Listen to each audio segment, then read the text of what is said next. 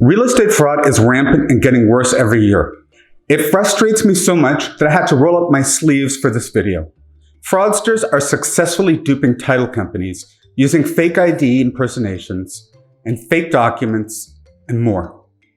In this video, I will give you the tools you need to protect yourself. I'm going to list the steps that a lawyer should use to help fight the fraud. I'm going to identify red flags that may indicate a potential real estate fraud. And I'm going to give you real case examples of real estate fraud. Ultimately, it is your responsibility. If you aren't completely sure a matter is legitimate, stop and verify, especially before you send any money. Don't let a lure of generous fees cause you to ignore your concerns as to the authenticity of a matter. What you learn in this video, you'll be able to use right away. So let's go.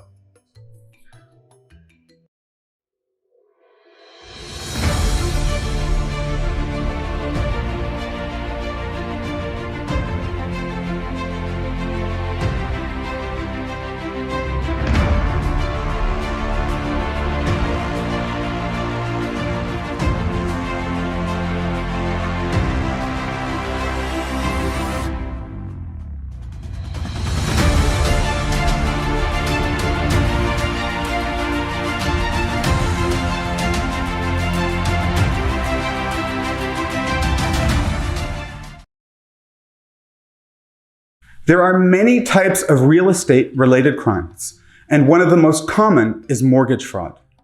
This type of fraud may involve tricking a financial institution into lending money when it wouldn't otherwise have done that. To be fair, banks themselves aren't directly involved in a fraud, but they've certainly turned a blind eye up until now to the problem. Let me tell you how it works on the mortgage side. An unscrupulous broker or underwriter agrees to accept fraudulent income documentation in exchange for a fee. They usually dub this a paperwork deal. Why? Because usually you get 1% back from the transaction. These arrangements allow consumers to buy a home they wouldn't otherwise have been approved for, or sometimes a much more expensive property. Financial institutions are often aware of the issue, but they let it slide due to the historically low mortgage risk we've seen in recent years, but that's about to change. Double-digit price growth also safeguards these lenders from risk, virtually guaranteeing asset appreciation, and a financial safety net should the borrower foreclose.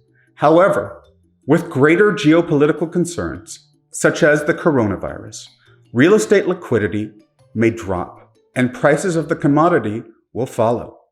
Ultimately, it is you that are on the hook.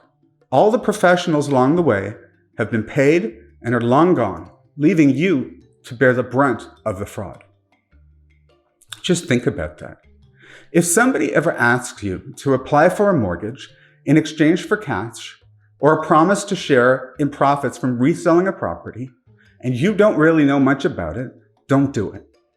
The most likely outcome is that you'll get stuck with steep debts to repay and possibly criminal charges or civil suits after the fraudster makes off with the mortgage funds.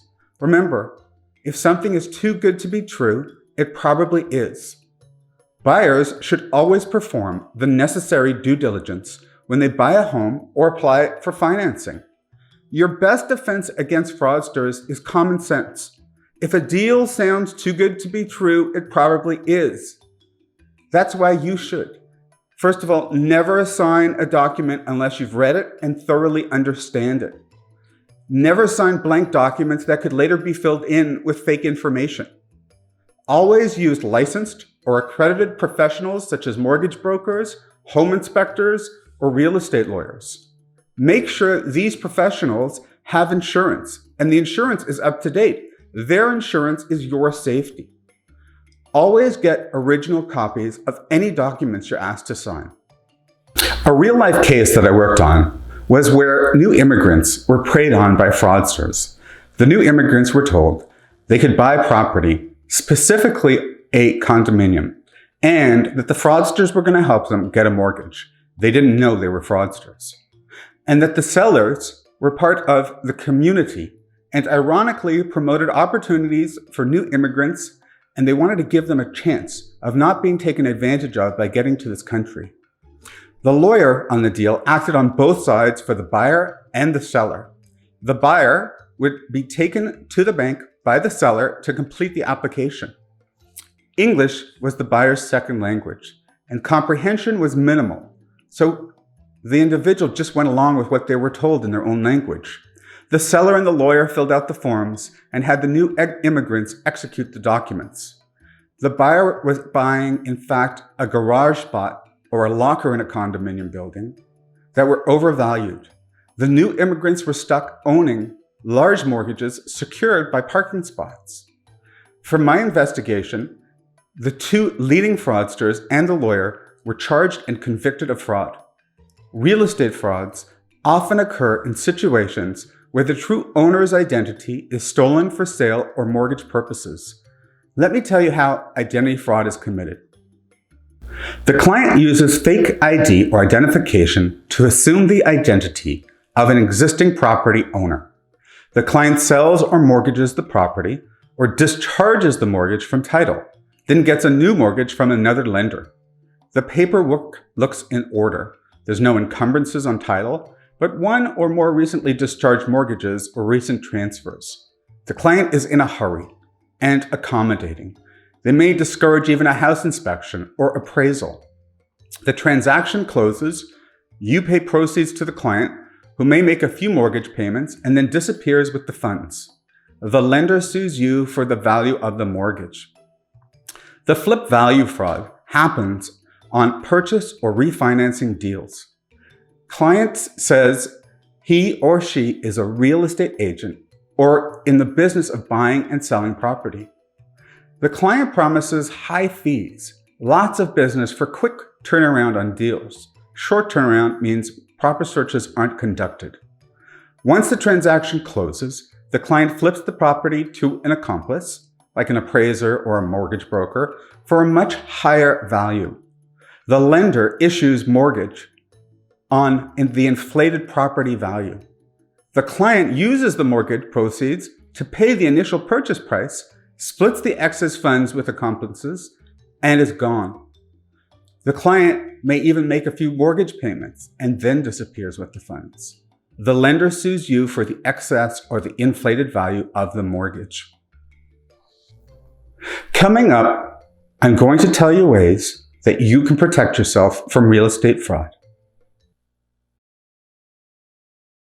Have you performed the due diligence needed when buying or selling a property? If you are entering a commercial deal, does it make sense to do a background check on the other side? Is there something concerning you about the deal? We have prepared expert reports regarding real estate fraud that have been used in criminal fraud cases.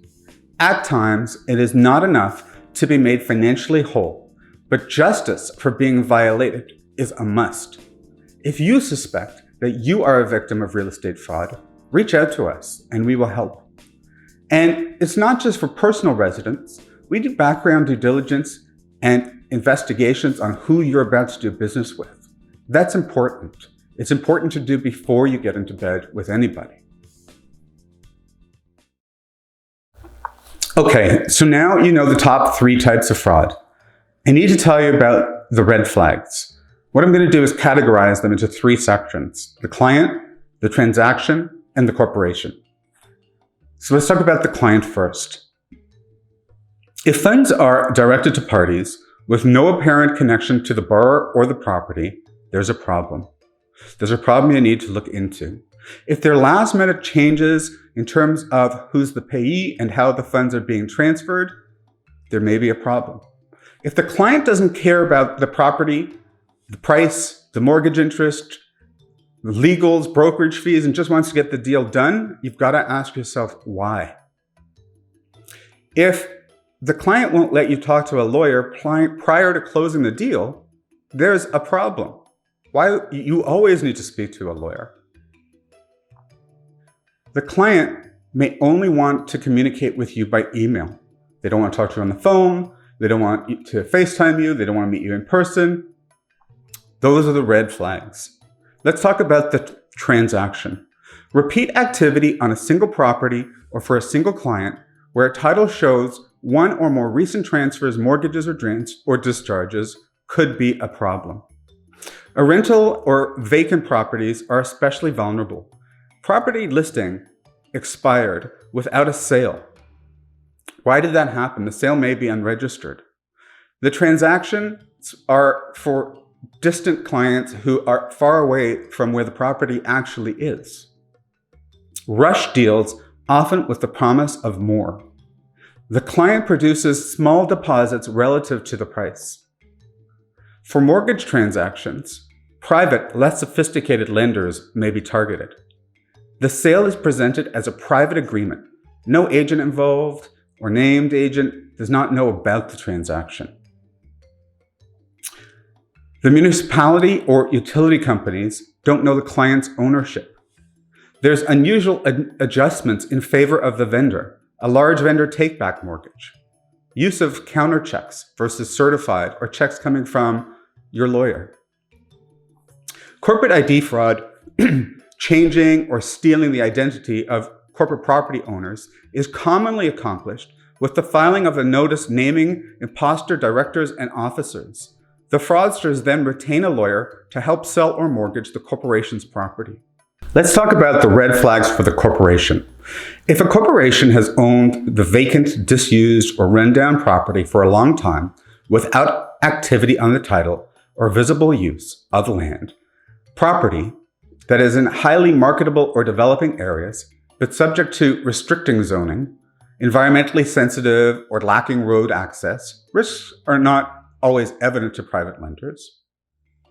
Real estate directors, officers, shareholders of the corporation are elderly, remote, or otherwise vulnerable. Fraudsters may know these circumstances already from the dark web and doing a bit of their own due diligence. Current officers and directors were appointed very recently. This may not be a concern by itself, but something that is a big warning sign if there's a cluster of other red flags. You're dealing with a corporation, you need to know what's inside of it. If the corporation's head office changed or is non-existent, such as a PO box, and from just doing a quick Google Street View that may assist you determining this, that's a red flag. If corporations don't have resolutions or minute books, or there's obvious errors or typos, I'm concerned. Clients say that title insurance for a new mortgage is not required. And usually, that's your insurance. The client pushes for a fast closing. Any sense of urgency for a fast closing raises alarm. Why are they acting like an 80s car salesman with high-pressure tactics? Not all fraudsters are strangers. Partners, associates, law clerks, other employees, or even independent contractors may be turning to fraud because of financial pressures from life, a failed business venture, or other personal crimes. How do you know that? Well, if you're working with that person and they never take vacation or sick leave, they work long hours and refuse to delegate any of their activities. Why is that happening? If the person suddenly goes through a sudden life change, divorce, if the firm receives mail for the corporation for which no client file or bill is opened or minute book is kept in a person's office instead of with the corporate clerk. Unusual patterns, such as a sudden increase in payments to a person or entity, or complaints about slow payment from suppliers or clients, or increase in written off work in process, may indicate a problem with the individual or the corporation. To help protect yourself against real estate fraud, you can keep your mortgage information in a safe place and shred old documents rather than throwing them in the trash. You can contact your mortgage lender first if you're having difficulty making your mortgage payments. Consult your lawyer before giving another person a right to deal with your home or other assets. Research any company or individual who offers you a loan. Do a land title search with your state, provincial, or territorial land registry office which will show the name of the property owner and any mortgages or liens registered on the title. Do this on a regular basis. Consider buying title insurance to protect against title fraud from a reputable company. Title insurance fraud is a topic for another video I'm going to do, which will protect you from losses related to title fraud. My name is David Melamed. I am a forensic accounting and fraud investigation expert. To find out me and about the services we offer, please visit uncoverfraud.com. Hopefully you found this video helpful. If you did, please don't forget to like it and subscribe below. God bless.